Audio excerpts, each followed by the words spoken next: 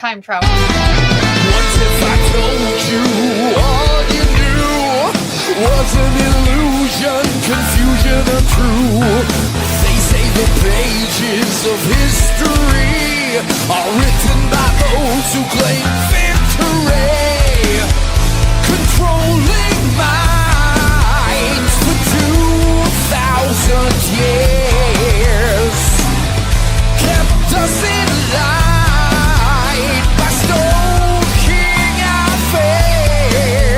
No longer will we hide who we are. We're stronger together by far. We are witches, we shall rise from the earth into the skies. Unite. Hey, everybody.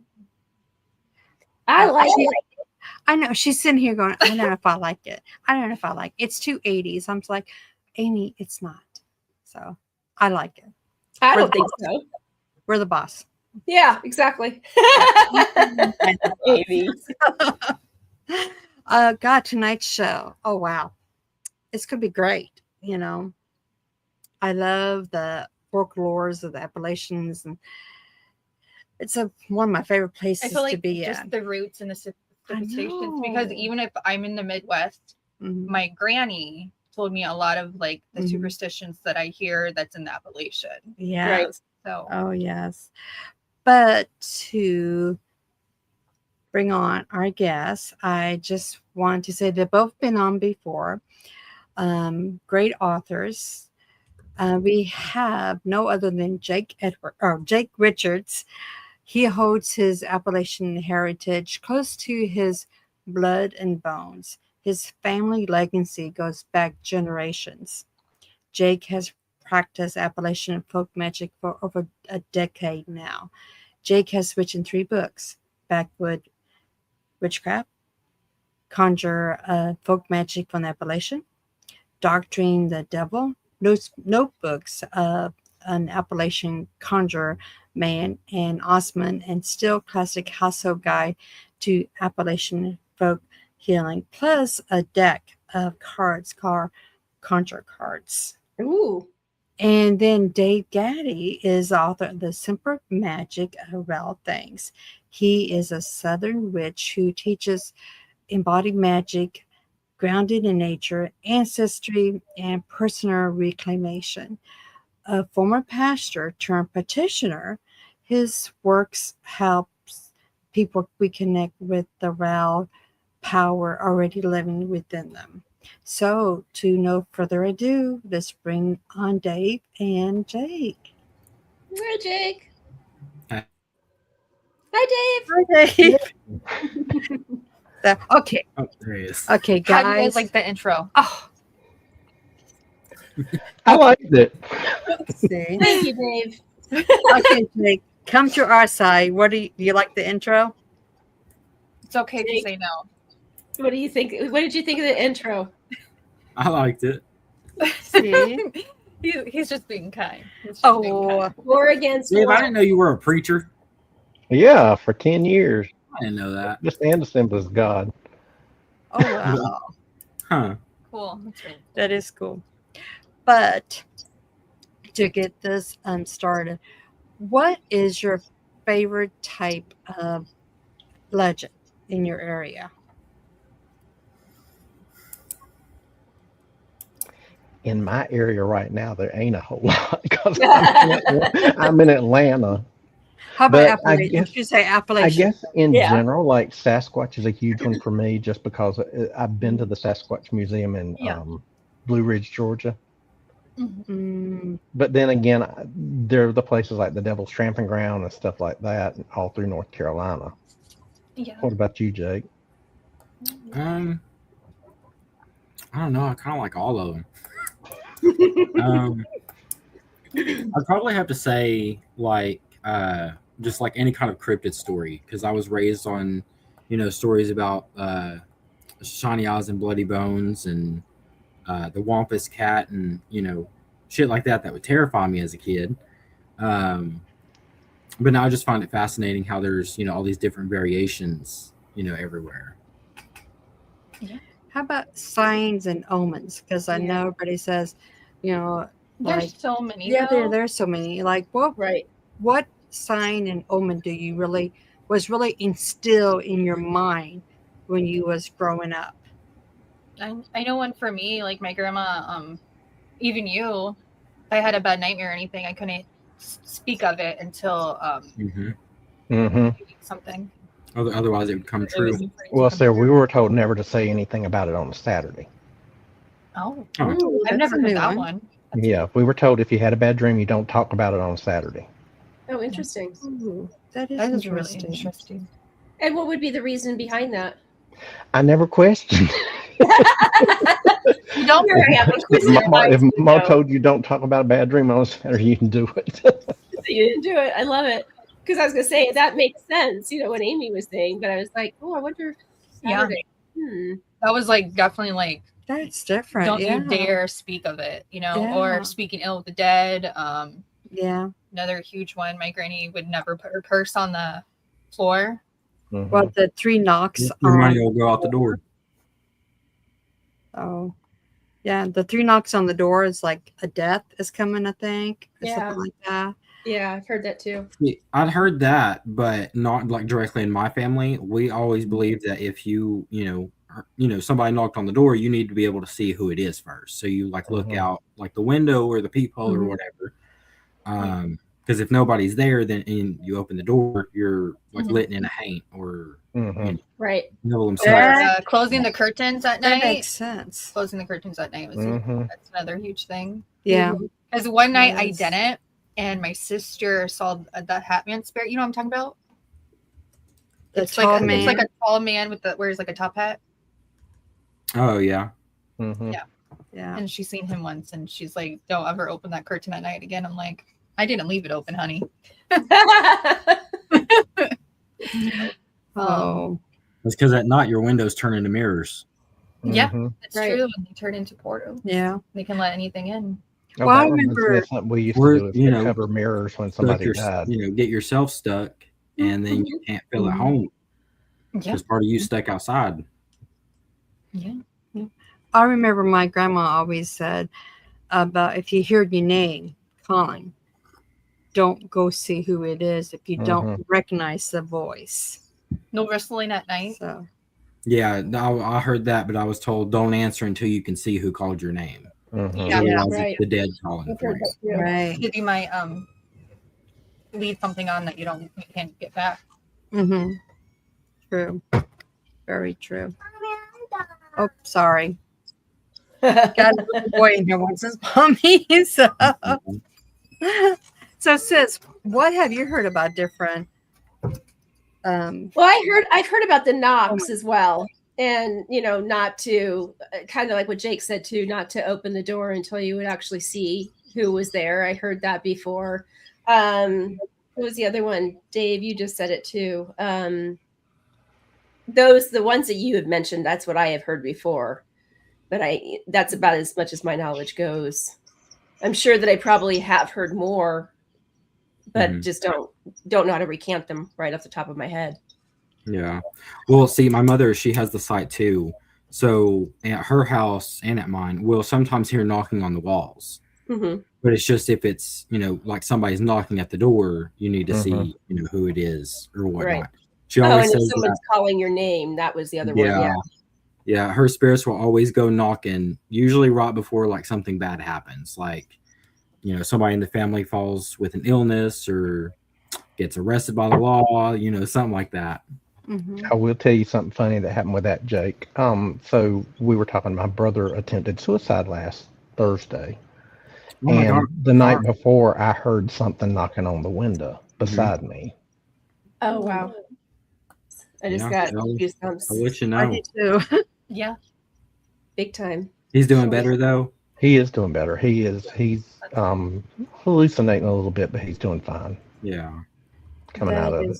That's really good. But yeah, the night before I heard knocking on the window and I couldn't figure out what it was. I thought something was flying into it. Well, see, before my aunt passed, I worked at this. It was a dispatch place where we sent out like tow trucks and stuff. And behind my desk, it was just a big, window that went out to some little, like landscaping portion of the yard or whatnot. And out of nowhere, there was this cardinal that just kept flying and just slamming its body against the glass. Oh, wow. And then I think about a week after that, there was a little garter snake on the call center floor that crawled out right from under my neighbor's desk. So I had to get it with a trash can and take it out. And then I think about a couple weeks after the snake, a little sparrow got into our garage, and a bird in the house is a sign of death. And within like a month, she passed. Oh. Yeah, she went to the hospital thinking it was like symptoms of asthma or whatnot. But come to find out, she was in stage 4 lung cancer. Oh. And she passed away about 2 weeks after she found out. Oh, I'm so sorry crazy. about that. That's how your sister, she passed away pretty quickly from lung cancer as well. From brain cancer she did, yeah. Wow. She had lung too. Well, yeah, but I was supposed to brain. Yeah. But anyway, so I know there's like dream lores, water lores. There's lore about everything. Yeah, I mean, and graveyard lores. So what type of lore was you most interested in first? The What do you find the most intriguing? The dream, the water? Any of it. I think mostly, Lord, it's been so long. Hell, I don't know. Because it's been like 16 years now. I'd probably say, because the first, little portion that got me started on all this was my grandmother mentioning in passing about, Papa, using a certain verse from the Bible, the blood verse. And that's when she told it to me. And I think it was just that. I think it was just any kind of method or modality that could be used to like heal or help yourself. So whether that was like prayers, Bible verses, different, herbs or charms, whatever. But now I love all of it, because all of it is, I'll talk about this in my next book, how everything in Appalachia is experience based. You cannot have something from Appalachia without experiencing it. So everything I write about in my books, it's just words to you unless you go through and experience it. And that's exactly, what Mountain Faith was. If, religion was no good if you couldn't feel it. So all of our lore, about graveyards and crossroads and different things like that, all of those are people's experiences that have been passed on from generation to generation, and then possibly built upon from other people who had like similar experiences. So that's when you kind of, like in all the ghost lore, you start seeing the pattern that ghosts in Appalachia are very social. They're here for unfinished business. They want to talk to somebody. They're sending a message. Whereas, Haints or Platt Eyes, they're more so just ruthless and rogue and mainly just driven by like rage or, some kind of deep-seated grief from either their, improper burial, whatever it is. Wow. How about you, Dave? Yeah, I'm kind of like him. It's a little bit of everything. I love the old remedies, like he said, Mama would pull out the Bible just as fast as she would anything else, and here'd come a verse or a prayer to go with whatever working she was doing or whatever remedy she was making. So, it's all of it. I've always been fascinated by cemeteries and graveyards and everything like that. So, I was always trying to do something I shouldn't be. And she was always getting after me too. So don't we all? That's one thing I do remember. Right before she passed away, she looked at me and she's like, "I love you, but you are a difficult young'un sometimes." Oh wow. You kept her on her toes. You probably made her feel young, you know? Well, she did the same thing with me. Well, there you go, see? That's how it should be, though, you know? We have to keep each other alive. Mhm. That's right. Exactly. Yeah. Have that fire. Yeah. Oh wow. But that's why I always say, like, when my grandma, you know, she's getting older and she asked me what I want of hers when she passes away. She's like, "Do you want any of my jewelry or anything?" I'm like, "I just want your Bible. Mm-hmm. That's all I want Mhm. is your Bible." Yeah. Still trying to get my mom's. Yeah. Yeah. Well, yeah, because Because she like keeps like all of her newspaper clippings. She has all of her like lockets of hair and everything on it. Like she is so like intertwined with that Bible. It's like part of her. So Mhm. if I can have any essence of her when she passes away, that's what I want is her Bible. yeah. That's What is the so I have a question, so you know, because I'm a newbie and learning as I go, and have these Okay. wonderful people, Christy and Amy, to help me along.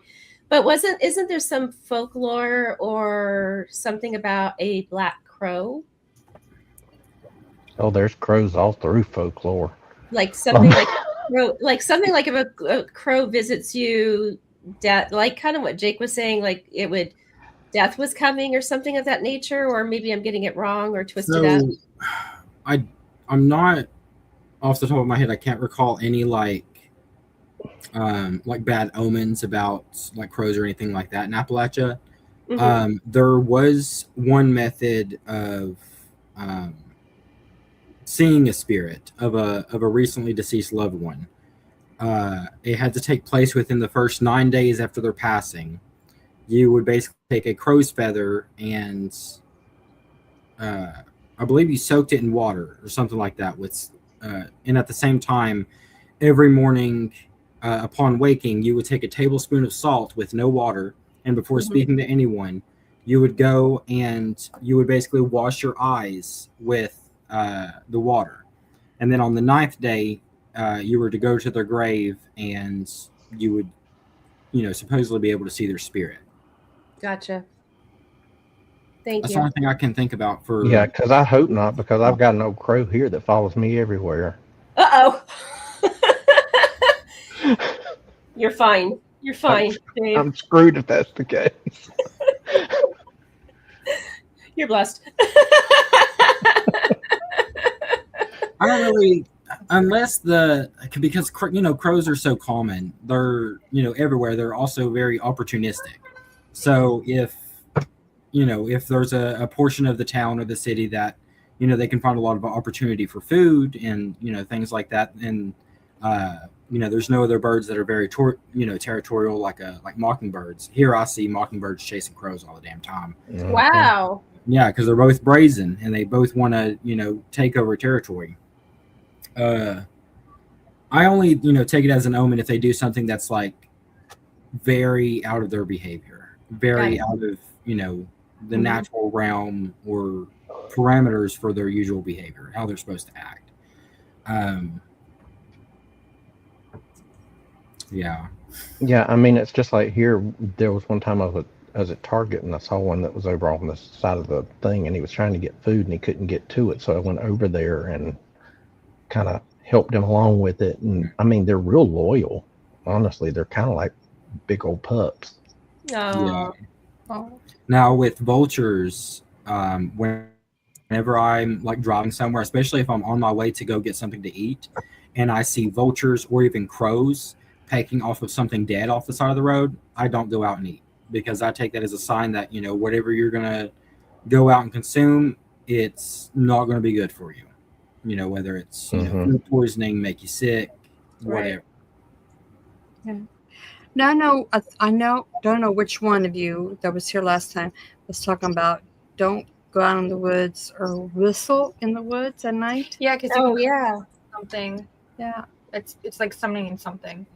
I thought it was Dave. Dave was saying. Yeah, I mean, that's one of the things Mama used to tell us. You don't whistle out in the woods at night. I think James mentioned it too, because we were talking about that too when he was here last. Yeah. How about the Wampus cat? Isn't that There's sort of a a bunch legend? of legends about it, yeah. There's a couple of variations. One is, oh my god, I haven't thought about the story in years. I can't remember exactly why, but it came from a Cherokee legend. A bunch of the medicine people were out in the woods doing something, and this girl, she just decided to put on a, oh wait, what was it? Oh, it was they were trying to battle the evil spirit of like insanity or something like that called Iwa. Yeah. And she wanted to spy in on the on the medicine people, and she put on the mask of a bobcat, and the medicine people caught her, and for her, I guess it was like breaking of a taboo or something like that. They cursed her, and she, no wait, I can't remember. I think she becomes the cat either way. And then she ends up tracking down Iwa, I think because Iwa took over the mind of her lover and drove him insane. Gotcha. I just can't remember if it was like a curse or if she was, intentionally sent out, for the task. We heard about that many times. As I think the ones we talked to in that area, that's one of their ones they like to talk about, Well, as well as a Bell the Witch too. people I've heard about, like the Wampus cat, is that they've heard like scratching at their doors and stuff like that. But even the Bell Witch is very common. That I remember my husband's aunt she's from Tennessee, and she would talk about the Bell Witch. Mm-hmm. And I'm sure you two have heard about the Bell Witch. Yeah. Mm-hmm. I always forget. Yeah, I've actually got a friend that lives not far from that area. Oh wow. I wasn't allowed to call her aunt though. I had to call her aunt. Oh, that aunt, yes. Yeah. Yes, that is. How about, I think there's a raven The raven. marker. My favorite is the moon. Yeah, the Raven Oh, Mocker. yeah. That was The that. Moon Knight. The Moon Knight people, yeah. Because I know they were very mysterious, especially in the Cherokee or before that or after that. Yeah, so the Cherokee originally told the story of the Moon-Eyed people, that they were pale, light-skinned people who only came out and like worked and tilled their crops and stuff at night. So their eyes were, very sensitive to like sunlight and everything like that. And then when the Cherokees migrated down here, they essentially battled with them and drove them off, and they went out west somewhere. Wow. That's interesting, though. Yeah. So there wasn't, as far as the reputable stories that I've heard, there wasn't anything necessarily like supernatural about them, but more so just peculiar, because they, did things that were different than the human norm of their surrounding neighbors. And they were, simply just called moon-eyed because that was the assumption, had about them for their reasoning for, always essentially being nocturnal. Yeah. It is intriguing. It is. It's really intriguing. I mean, the whole area is not only is it beautiful, but I mean, so you're really close to nature, I think, too, being the Appalachian stuff. But It gives you a whole new respect. yeah, there's a to the lot. I mean, mountains. there's a lot of legends and lores that goes around. I remember one about the Greenbrier spirit or ghost or something that was in Tennessee too. I don't know if you guys heard about that one or anything. It sounds familiar. What's it called again, Chrissy? The It's Greenbrier? the Greenbrier ghost. Yeah, the Greenbrier ghost. It's, I think it was around we're in the Virginias. I don't know if it was West Virginia Yep, or West Virginia. Virginia. Yeah. But it's about a woman that got murdered, and she always appeared to her mother in dreams, and I think she revealed how she was killed. Yeah, she said that the court initially judged a death by natural causes. The court later declared that the woman had been murdered by her husband, following testimony by the victim's mother, Mary Jane Hester, in which she claimed that her daughter's spirit revealed the cause of the death, which was her husband killing her. I remember that because I think that's the very first case where a spirit was able to convict somebody in the court of law, and it's never happened ever again. Oh, wow. I remember that too. Like literally they took the mother's word for it and convicted the husband based on a spirit coming to her, which was the daughter that had been murdered by the husband. Have you two heard about that? I mean, we always got ghost stories growing up about people who had died and showing up on the side of the road and stuff like that, or getting into cars with people and things like that. Had me scared to death to get out after dark. Well, in the dark. Yeah. Because you never know. Yeah. Because you never know what's going to be waiting for you. So. Yeah. What is especially as a youngin'. What is one of the ghost stories that your grandparents told you and there was very adamant about it, like don't do that? I mean, there was like, you're going to die if you do it. Superstition or ghost story? Like which one? Both. Both, yeah.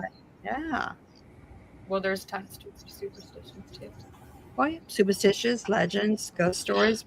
I heard this one I is heard, always so set I heard in your one, mind. I don't know if you guys have heard it. I don't know the whole story. You might know it.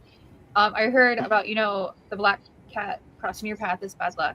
Right. About these people oiling the cat and like getting the bones and stuff after that, so they wouldn't receive the bad luck.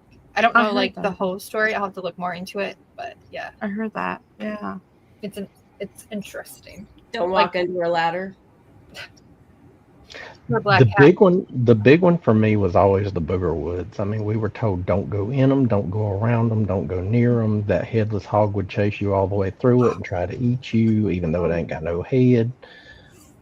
And that's the one thing that was always ingrained in us because it was just beyond my grandma's place in Fairfield. And it's just like, she's like, don't go in them woods. You don't touch them woods. Don't go near it. Nothing.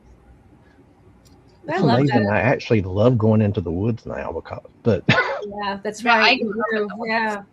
Did you ever ask how it would eat you if it's headless? Yes, and she looked at me like she was going to fix and smack me too. If he didn't ask about, why not talk about a bad dream or a nightmare on a Saturday, why would he ask about the hog that has no head and mouth eating you? Well, I did ask on that one, and I got that look. I'll never forget that look. Did y'all ever hear about that chicken? It was like back in the 1900s, sometime early 1900s, I think. It's they were about to cook it up or whatever and chopped its head off, and it was still alive. I believe they kept it alive for like 4 or 5 years, and they would feed it with like a little eyedropper just straight right down its throat. I don't know how, but yeah. Wow. That's something about enough of the brain stem was still intact. Holy cow. Yeah. I think I heard that one time. I'll have to look. That's crazy. That's really intriguing. I have so many questions. I don't know if it's intriguing. We just got chicken, so. Why would you keep it alive for 4 or 5 years, too? I mean, that's my question. Like, why was it Ringling Brothers and Barnum and Bailey? Like, was it on display or something? Yeah, it's a circus act? They basically made a show out of it. And I was gonna say that people see it and all that. Yeah. Yeah. Well, I mean, like I said, my brain is going like here. Like I'm thinking, did it scab over? How did it breathe? I mean, yeah, that's exactly. It was still open. The throat was just still open. It breathed that way.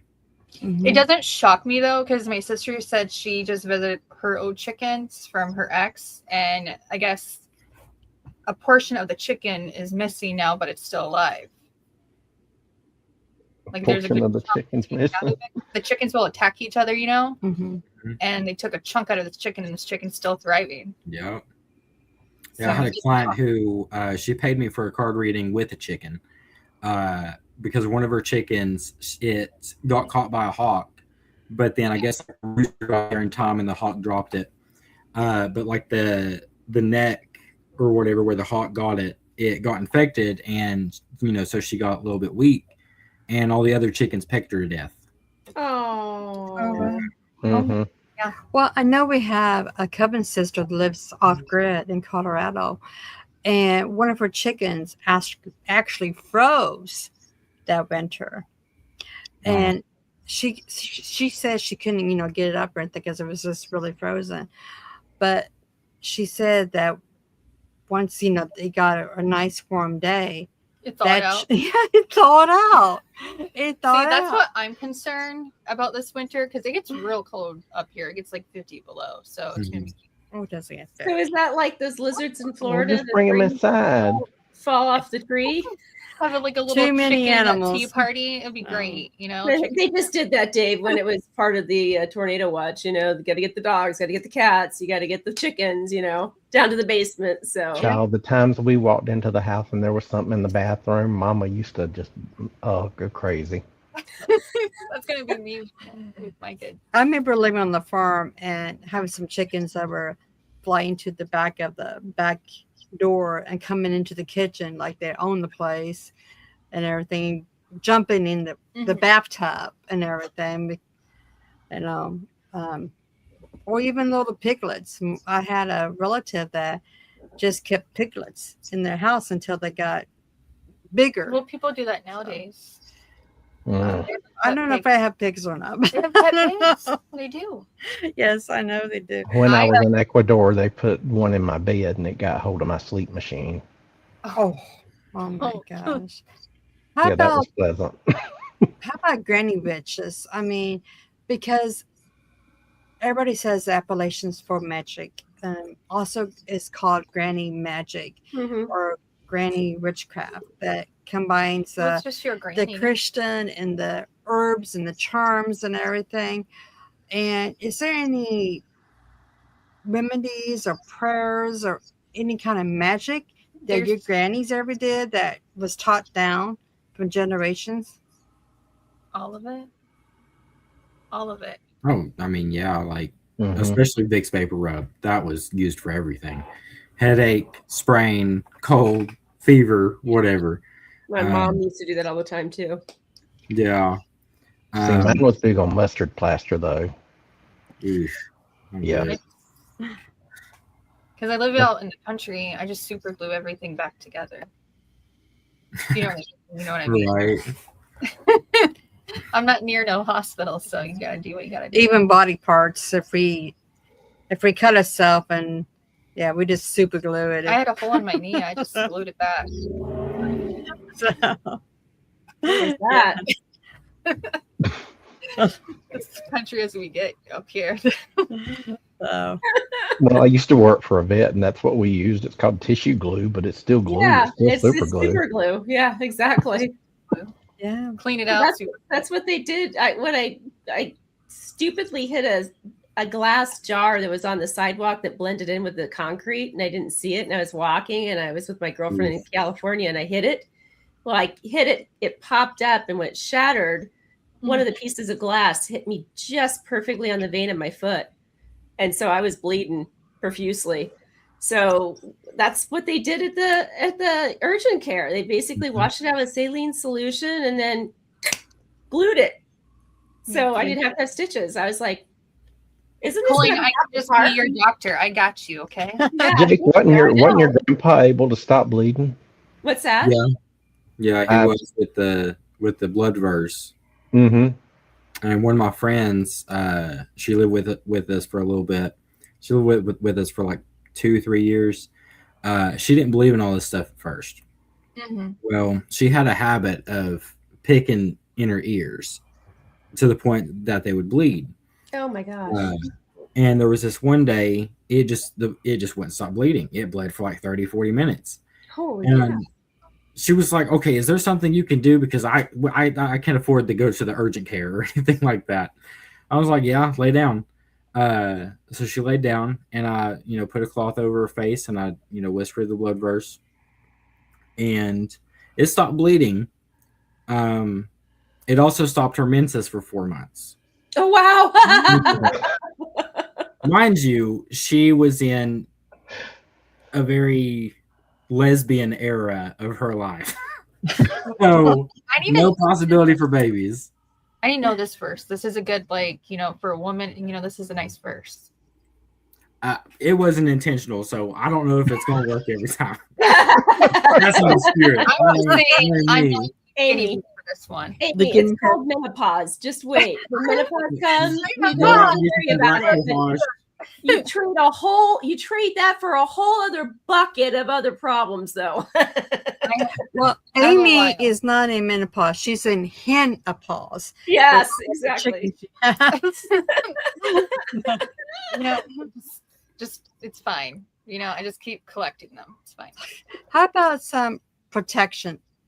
I'm sure they'll probably give you some protection charms or talisman, or have a spell for protection. So many. I like the I'm talking to well, them. I'm just saying it's a witch ball, and they probably do all of that too. The bells. They always either turn to Psalm 23 or Psalm 91. Yeah, Psalm 23 was huge for my grandma. Mm-hmm. Really? Well, Psalm 23 goes for everything. Goes for everything in your life. Mm-hmm. Prosperity. I mean, you name it. The Lord is my shepherd; I shall not want. Want is like an old English term for lack. It basically means I lack nothing. Mm-hmm. The Lord is my shepherd, and that connects to his Sermon on the Mount when he said, talking about the lilies of the field and the sparrows, how the Father feeds and tends and cares for them. How greater are you than these? About relying on the provider for the provisions of the next day. Mm-hmm. Yeah. Wow. Yeah, I mean, which comes in handy a lot because growing up we didn't go to the grocery store a lot. We would get the simple things like salt, flour, milk, normal, I guess, like the bare necessities. But then the rest of it just came from my dad hunting and fishing. So a lot of my diet in my early years was rainbow trout and venison. And whatever could be grown in the garden. Yeah, the garden. Yeah, and everything. Yeah, we'd get vegetables and stuff from Mama and Papa's garden and my dad's mother's garden and my Mama Hobson's garden. There's a bunch of gardens. I swear I hope I never have to dig up another potato as long as I live. Yeah. Oh, it wasn't that bad nowadays. Oh, my grandmother had acres as far as potatoes, and she would sit me out there with a bucket, and I would essentially just scoot along the aisle, pulling out the potatoes. I couldn't even imagine. I used to love going out to the garden and doing all that, And so you have fields. Well, we did. There's one thing I never liked, and that was okra. Oh, no, God. It makes you itchy. I still don't like it. I don't like it. It makes you itchy, huh? It makes you itchy, but it's also slimy as I don't know what. Yeah. Well, I'm good with fried okra. It's just I don't want to have to harvest it. Right. No. Yeah. I can remember one of my grandmas going out there with those dish gloves on to cut okra. Mm-hmm. Yeah. Oh yeah. Or okra, as she'd call it. Yeah. Yeah. My grandma always made me wear gloves no matter what I was picking or helping her pick, I should say. Always had gloves. And then we had different trees, apple trees. Your granny, though, was nice. Well, yeah, she was. I mean, she was nice, but they probably can be mean. Some. My willow switch, the willow tree. I think we only know about that switch. Oh yeah, yeah. Well, and maybe you don't run or choose one that's too small. No, see, he does. He knows exactly what we're talking about. My grandmother was from southern Alabama, Dothan, Alabama, and that's a woman I would not piss off. I'm talking about my grandmother. I would run from her. Yeah, so. That's true. Is there like a specific like herb that you learned from your moms or your grandmothers that you still to this day use in your spell work by chance? I think the main one would be trying to pick one. Yeah. I don't know, probably ginseng, because my dad used to, go hunting for ginseng and stuff like that. And he taught me a lot about it. Because, among root diggers and stuff, there's certain beliefs or like taboos in regards to, digging. Whether, because, some people still, they'll go in the woods and gather up moss and stuff and sell it to like local florist shops or anything like that to supplement their income until next month's check comes around. I think some people still like go out and harvest galax. It's like a little about $1 coin size leaf, but it's like real shiny and looks like it's got a layer of latex over it. Interesting. Yeah. Yeah, I know. Bloodroot. Mm-hmm. Melissa from the Carmets says old-fashioned Snapchat was around a big wash tub of beans, snapping green beans and chatting. I remember snapping beans. I remember watching my grandfather. He had a frog pond because he sold frog legs, and I remember him doing killing the frogs. The dispatching, yeah. Yeah, and We don't have to sugarcoat it here. no, and that was really interesting. I was probably about 6 years old, just like, wow, Grandpa, just watching him doing that, and even though he was killing them, I was just like still fascinated about Well, that's that. the thing, though. A lot Yeah. as we're from, farmers, Country all folks, yeah. all around us. So that's just part of, part of life. And some people. Yeah, I mean, if anybody had to kill their own food now, I don't think you'd. I mean, We'd all not survive. Yeah, we'd all starve to death. Yeah. We all got We'd all become vegans. do it. Yes, really. We'd all be There's vegans. poison on that too. Yeah, that's the truth. That What is did you true. say, Jake? Huh? What did you say, Jake? I didn't hear you. Oh, I said even with plants and fruits, there's poison on that too. Yeah, that's true too. Poison on everything. Yeah. Well, and the Water. thing is, and that's just it too. A big part of it is the kids today aren't being told how to recognize different plants and stuff like that. I mean, That's true. I can tell poison ivy by looking at it. Yeah. Yeah. I know it very well. I'm very allergic. I've even I'm had it. not at all. So I've never reacted to it. I just walk near it and I get it. Yeah. Anytime I go like out in the woods or anything like that, the first thing I'm looking for is jewelweed, because I find that patch of jewelweed. I go out, I dig my roots, I do my business, whatever. And then on my way out, I'll pass that jewelweed. I'll get me a bunch of it and I'll lather myself in it just in case I, That's hit some smart. poison ivy or something like that. Right. That's smart. Does it That- work Because on otherwise poison oak, it takes a lot longer to dig roots if I'm trying to watch my step against poison ivy. Mhm. mhm. See, that's the advantage I've had. I've never reacted to it ever. Wow. I I used to. I don't I anymore. get covered in it. real bad. Well, yeah. I look like Her- a whole nother person. Yeah. Her and her brother, they can just look at it and they would get it. Oh God. Yeah. But I know how to get rid of it. So if I do get it, it's fine. Wow. What kind of remedies did you have for? Well, he just mentioned one. No, I know that, but I mean, like for coughing, or if you have a bad cough. What did Big For you? that, my mother and grandmother and everybody always turned toward a baked onion. Oh. I remember that. Not that much. God. It was not good. Mm-mm. Oh wow. We would essentially wrap it in tinfoil and bake it for I don't know how long, basically until it was squishy like a sponge. Mm-hmm. And then, she'd try and add like a little bit of sugar and stuff to, the shot of it. Then we had to drink that. Ooh. It worked though. Did they ever put onions in your on the soles of your feet? socks. Mm-hmm. Mm-hmm. Onions. I think no. They use my family used garlic. They would put garlic, in your socks against the soles of your feet, and you could only take them off once your breath started to smell like garlic. Yes. Let's see. I remember the onion like that. Mm-hmm.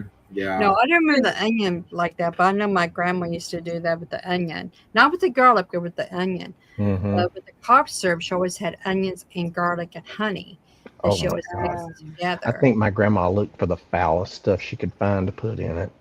I mean, seriously, it was My mom would. It was still better than turpentine. Oh. I've only done that one time, and I don't intend to do it again. Ooh. Thankfully, that tradition faded off Mm-hmm. for my mother. So Turpentine, you would use it for what, on your feet, or? you would take it. Mm-hmm. You take it as a tablespoon. like castor They oil. used it to kill worms. They used it for basically kind of like their version of Vicks Vapor Rub. Yeah. Mhm. If you had a headache, they would take a rag and soak it in turpentine and tie it around your head. Oh my Mhm. God. Wasn't it for get rid of the parasites in your body or something? That's Yeah, what so yeah. They would even do that too. mixed They it take a into the strip mustard and plasters. tie it around your midsection. But they also did that for women, like pregnant women who were having pregnancy complications. Probably wasn't good for the baby. But Wow. yeah.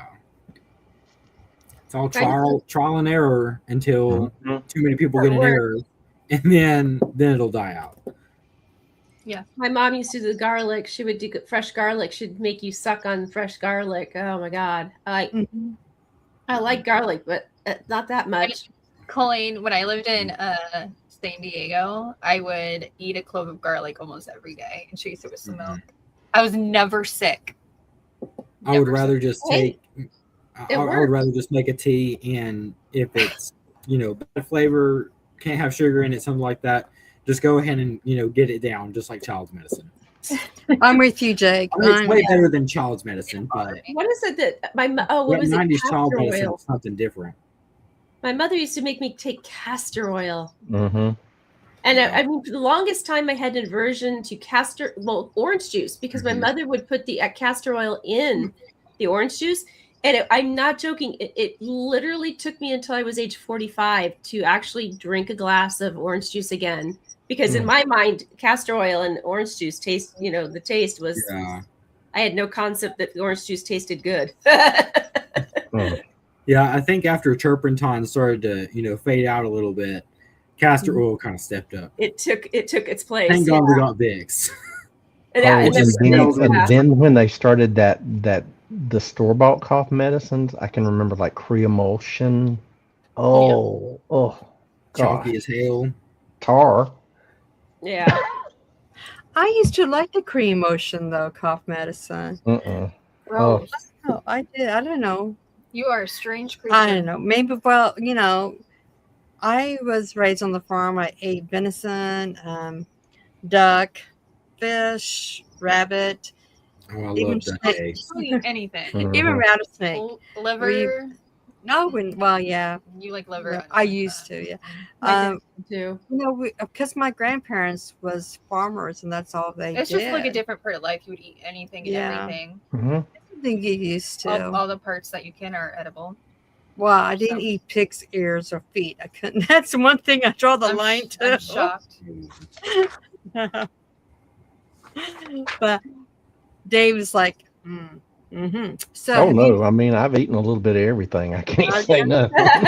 Even pig's feet? I've had pig's feet. Oh, I don't What like do them you like? pickled, like pork. He's like, what do you want me to tell you, lady? I mean, my grandpa would sit and just gnaw on them. Like, I mean, Yeah. I Yeah, can remember that picture. and pig ears too. But a favorite of mine, and I was actually talking to somebody a couple weeks ago, is liver mush. I love liver mush, and it's a North Carolina thing. What It's is it? essentially the parts of the hog head mixed with cornmeal and cooked in a big old vat, and then it's made into gray bricks. Interesting. And we just That cut reminds off me the of my slab, make a kids. sandwich, or eat it with eggs, or just anything like that. No, So thank I like you. pate. like chicken liver pate. I like that. Mhm, pretty It's much. like, it's like that. It's a gray block, you know. That tastes so good. Well, and I mean, you'd eat head cheese, and there wasn't much that we didn't eat growing up, just because you ate what you could get or Right. whatever you had. Yeah, Well, I'm gonna- whatever mom and dad put in front of you too. Yeah. Well, I'm sure I probably ate things I didn't know of, and they probably lied to me. So. I was real picky. I did. refused to eat meat when I was a kid. Like for the longest time, I would just eat the vegetables. My sister and I had a deal. I would eat her vegetables, and she could have my meat. Oh. How about you, Jake? What kind of foods did you had to experience? I didn't really experience well, ours was just like the normal, what I thought was normal, normal country food. I think the most weirdest thing I've eaten was swordfish, but that was down in some place in Texas. I went to some restaurant and ordered it, and I tried to buy it. I honestly don't remember. I think I was like, I mean, it tastes like fish, Yeah. Tastes like chicken. It's just a little bit gamier, though. Don't let my chickens hear that, Colleen. Everything. Well, I already tastes heard like about what you're going to do if you have another, cock. She just wants a black one. I'm only allowed one, okay? Jake wasn't here. Jake wasn't here for that one. That's right, poor Jake. I'll tell him that privately after the show. Yeah. It might be a little rated R. Yeah. So Jake, I know you grew up It's probably eating squirrel and rabbit and raccoon and all that. We have all that here. My daddy would always try and hunt for squirrel, but he wasn't that best of a shot with it. He shoot deer. He could never bring home. Couldn't get a squirrel. I guess they were too fast for him. Oh wow. Wow. I remember my papa used to take a dead snake, and he would tie it over to the clothesline, and he will strip it, or whatever you call it. Skin it, yeah. Skin it and everything. And I think the first time I saw that, it just reminded me of someone's intestines. Just looking at it, and it's like, I'm not going to eat that. But I know I ate it, and I think he lied to me. So even cow's tongue, that's one thing I didn't like either. Because at the hospital, I thought cow's tongue was kind of okay. Oh, I like cow's tongue. Yeah. You like cow tongue? I love cow tongue. I like tripe. I love tripe. I can't stand chitlins. Oh, I don't blame you. Just I know. No, if I ever eat those again, just shoot me. I would never do that. Well, I know the first time I tried cow's tongue, the person who was making did not shed off the top layer or something. So it was really kind of like a lot in your back. Yeah. And it was like, ooh. And the second time they did it, they just gotta bite through it. Yeah. Just gotta bite your way through it. I ate a little bit of it, and I'm just like, no. But the second time they made it, they peeled it back and everything, that layer, and we had tacos, and good. But I think with all the taco seasoning and everything, and I love tacos, so it probably didn't matter to me. So. I love the taste of tongue. It's just it's so tender. I mean, the second time I had it was tender. The first time was like the texture of it it's like you actually could feel the tongue flavor, like if you the tongue flavor. Well, if you take your finger and crush the tongue, you can feel the texture there. Yeah, the texture. Well, you guys, thank you so much. I really appreciate this because I haven't had anything to eat all day now, and I don't need to eat now. I could talk to you about that. I had to go get my husband from the airport, and I thought I would eat lunch, and then I got packing for my trip, and so I thought I'll just wait till after the podcast. And now I have no desire to eat. Better than keto. I can give you details about work, and taking the human skin and. Oh, that's okay. Yeah, no, that's all right. I survived a double mastectomy. I'm okay. I don't need to. I'm just saying, I got you. Let's go ahead and promote you guys. Okay, Dave. So when you was here last time, you had a book out, or you have a book out. Let me see if I could bring it up for everybody to take a gander at it. Let me see here. Here it is. And let me tell you, the foreword was written by this fantastic author out of Tennessee. Oh my gosh. I just love his book so much.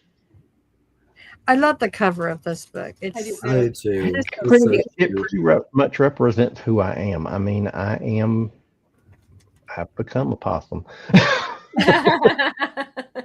But no, I mean, the book is awesome. Is really who I am. Oh, yeah. cute. Oh, that's the possum I sent you. Yeah. Oh, that's adorable. That's adorable. Now every time I see a possum of you. But yeah, I mean, that book is me. I mean, it talks about where I've come from and where I'm looking to go, and then I've got the other one coming at some point, to Call Back Your Power, Be the Witch That You Are. Yeah, I'm looking forward to that one. Yeah, I'm hoping that'll be out in the fall. And I do have Mystic South coming up in July here in Atlanta. Yay. And I'll be teaching a class on ancestral veneration and working through trauma, using ancestral veneration for healing, all kinds of stuff like that. Wow. So this fall we have to keep looking. Well, I have you on Facebook. You just let me know when you have it. When it comes out. Yeah, exactly. Oh, you got Jake's book. Yeah, well, you can. Here, there you go. There's Jake's book. Now, I can advertise this man all day long. I love his books. This is other work. This is actually the first book and the second book. Is that correct, Jake? Yeah. Correct. Yeah. That's how I read them in order. Here's his other book. Yeah. Your other book here. Yeah. And then the third there is a reprint of a folk healing manual that originally came out in, let's say 1820, something like that. Before I got my hands on a facsimile copy. I think there was only like 6 in existence in like random libraries across the country, random museums, or for the low price of $1,000 on eBay. Oh wow! Holy cow! Yeah, I was actually able to get. It's over here. $1,000! Holy cow! On this bookshelf here. Scoot my way back over. There's a book in my floor that I have to wheel the damn chair over. Really hoping this place doesn't cave in. But yeah, I was able to get my hands on a original copy. Oh wow! Yeah, oh, stars. That is cool. And you also have cards too. Let me bring them up because unfortunately I don't have the cards yet. Yeah. So, but it's a pretty deck. I like that. It's not like an antique, old-fashioned type deck. So I really do like that. Thank you. I did my best to try and combine because it's the deck is meant to help teach people how to read with playing cards. So I figured, for some people, some kind of image or something, might be better suited for them to, learn the practice. But in the process, I also tied it into, like old, well-known superstitions as well as dream lore. Because all of that was followed, as a form of divination. If you had a dream about something, certain little like details or what the dream was, what it pertained to, that could then itself be an omen of something to come, or the dead reaching out, or even the Lord speaking to you. So I tried to, I guess, exemplify all 3 of those in one project there. That's really cool. I love that. And then the next book comes out January. I believe they said January 4th. I'm so excited. I think I yeah. know. Here it is. There's I'm this- in the love book. with the cover. I do like the cover. Yeah, It's I love really it so much. nice. So yeah, this book is, I don't want to say it's like about two different things, because when you get down to the nitty gritty of it, it is all one thing.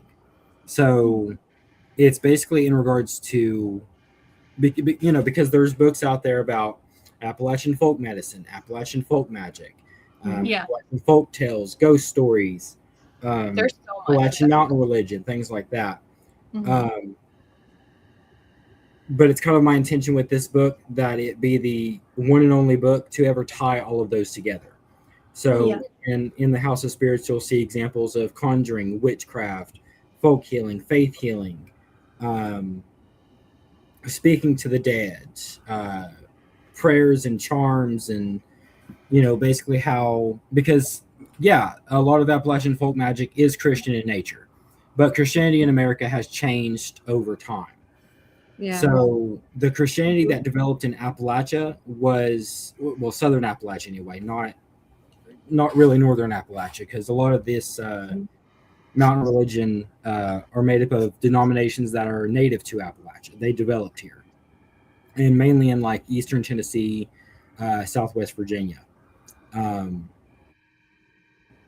These were, ideologies and things like that cropped out of, the Great Awakening, and had a lot of influence from, different cultural and historical, events and circumstances. Mm-hmm. So much so to the point that beginning in 1890, mainstream Protestantism, which, was basically what was everywhere else in the country, during a period of time when Appalachia was first getting kind of sort of recognized as a distinct region and a distinct culture with a distinct dialect and stuff, before we became the face of poverty in the 1960s and Reagan's war on poverty. Because of the isolation, all these traditions and stuff, they were able to flourish and kind of take on the flavor of the land itself. But apparently our ideologies and the way we conceived of salvation and, did things in the prayer house and everything like that, didn't fit their book. So they began to send in missionaries. And as missionaries do, they come with education and medical clinics and things like that, while also slipping into it, their own ideas about God and prayer and salvation, how everything works.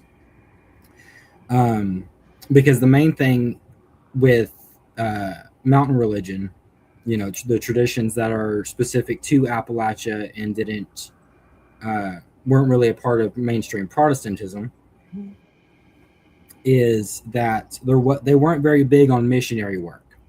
They weren't very big on going out to the same places repeatedly and telling them repeatedly about the good Lord and, so on and so forth.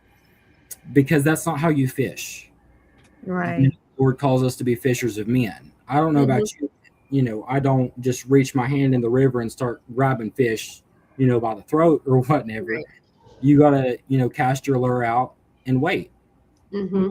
Like a farmer, you plant your seed and then you wait. You step back, you let nature do its work. And that's how it was in the mountains. There was no, nowadays they say, to be saved, you have to, say, Lord Jesus, I accept you in my heart as my, personal Lord and Savior, and then boom, you're saved. Right. That's not how it was, because in Appalachia is an experience. Everything about it is an experience. The culture, the dialect, the upbringing, the religion, the folklore, the folk medicine, the folk magic. So they believe that if you had to be told by somebody else that you had just gained salvation based off of what you said, you weren't actually saved. Yeah. So they believed that, based on the reading of the scripture, that our task in this life is to, go through and tend our hearts with humility and grace. Yeah. Because humility and grace are both the cure to shame and pride. Neither of which, because, the Spirit doesn't give a spirit of shame. It doesn't give a spirit of fear. It doesn't give a spirit of pridefulness. So grace and humility is how you tend your heart, because the Bible's always talking about imaging God as a farmer who comes through to harvest the good fruits and throw the bad ones and the tares and the weeds to the wayside.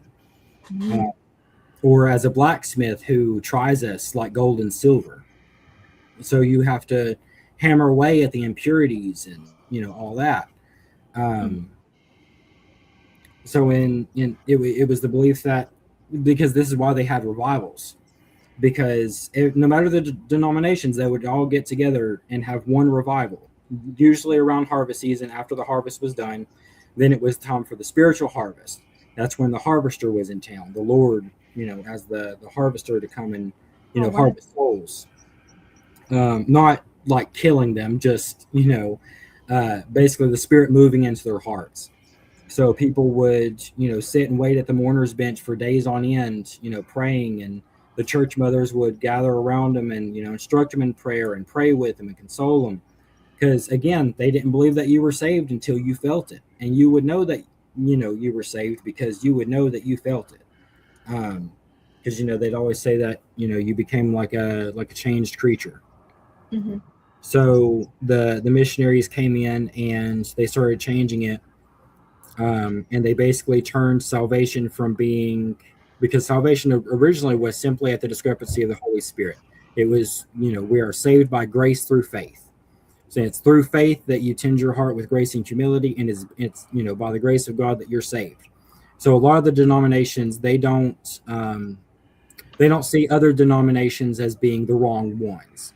They don't say, oh, you're Pentecostal, you're going to hell for that. Because they leave it up to God. Like the primitive Baptists or Baptists, they believe, I forget the actual name for it, but they believe in a certain elect, that from the beginning of the world, the Lord elected certain people to be saved or whatnot, but nobody knows who.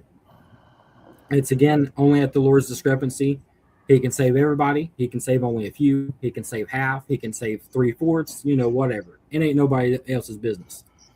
But then the missionaries came in, and with the modern Protestantism and modernism and globalism and everything like that, they essentially turned salvation from being God initiated with man's cooperation to man initiated with God's cooperation. That man is the one who starts the lever of salvation or whatever. Like it's some kind of test, and you have to, answer all the answers correctly.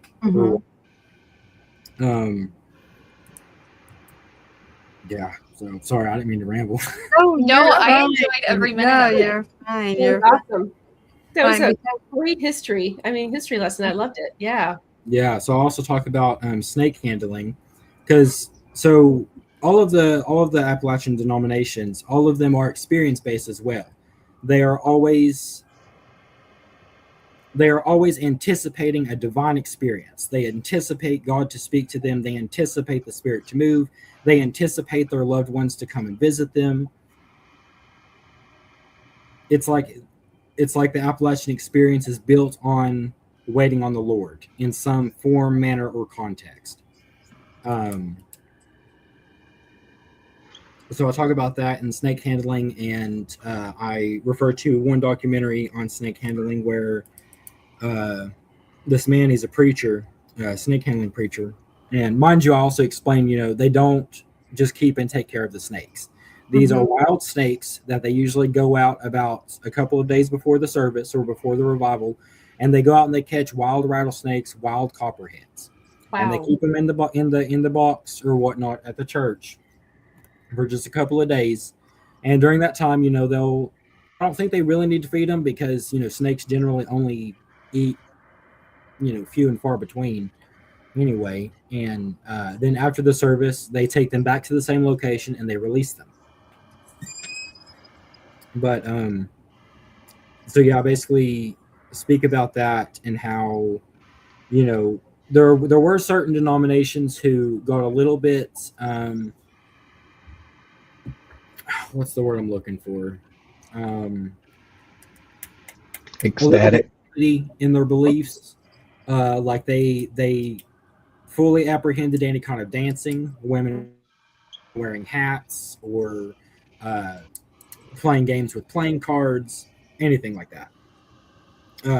But then you had, the other ones like the Church of God with Signs following, who, full fast believed that you could, that the Lord could heal somebody through you by the laying on of hands, or, picking up serpents or anything like that, casting out demons.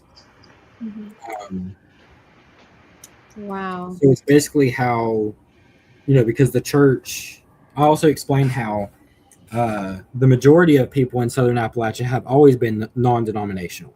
That is the largest sect of Christianity in Southern Appalachia still to this day. And I reference a survey done back in the 1960s that still showed just how much influence there was from the old time mountain religion, as opposed to the more secular, modern Western Protestantism that we sometimes have in some cities today, like Asheville or Nashville or Knoxville or whatever. And about their different opinions and views about the Bible. Some would think that the entire word was all God's. Other ones think that there was one. He was my favorite. He said that the Bible is a conversation that we are having with God. There are some portions of the Bible where you can see that God is speaking. There are others where you can see that man is speaking to God. And then there are others where you can see man speaking as God. Interesting. That's how I personally, reconceptualized, because, when you read the Bible, you always have to read it in the context of comparing whatever you're reading to the personhood of Christ. And if it doesn't align with it, then it ain't of the Spirit. That's why you have to have the eyes to see and the ears to hear. That's how I conceptualized, all the genocides and everything that were ordered in the Old Testament. Because every time the ancient Hebrews, got sent out by the word of God to, take their people, kill their women, children, and livestock or whatever, what they walk away with? True. Resources, gold, silver, livestock, women, slaves, every single time. Yes. So that ain't God. Now, I know you contribute to Matt Ernst's book at one time. Have you, Dave, ever thought about doing a collaboration on a book or contribute to each other's future books or anything? Oh, it's possible. Oh yeah, Jake's always got a place if he wants to come into one of my books. Hey, I think it'd be great. Just remember who suggested it, okay? I think that would be amazing. That would It would be amazing. Sister, do you have any other questions before our guest leaves? I do not. No, in fact, I was just messaging him behind the scenes. So perfect. Oh, good. Well, it's time to say goodbye, but we will have you guys back. Of course, we know you guys get your new books out. We will promote it. So, just I keep watching out for it, Dave, and of course it's coming. I promise. Just stay back in the backstage for a little bit while we close the show, and then we'll say goodbye to you guys. Yeah. Okay. So to the audience, subscribe, get the books. They're great. Really, And all of them are really good books.